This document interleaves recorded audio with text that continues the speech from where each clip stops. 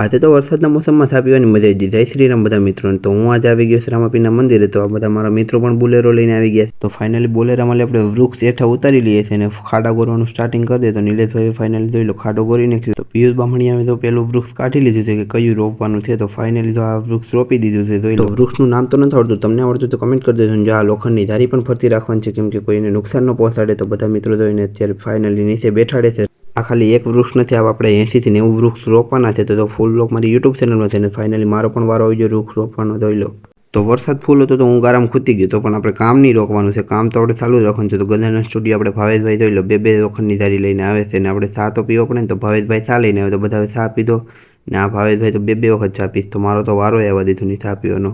તો પિયુષ બામણીયા ફાઇનલી બધું કામ પૂરું કરીને આવે છે. જેટલા વૃક્ષ પેદા થઈ આપણે બાજુના ખેતરમાં રાખવાના. મિત્રો તમે લાઇક નહીં કરો તો પણ ચાલશે કે ફોલો પણ નહીં કરતા, પણ હા આ વિડીયો જોઈને તમે 1 થી 2 વૃક્ષ તો જરૂર વાવજો અને હા કોમેન્ટ કરી દેજો.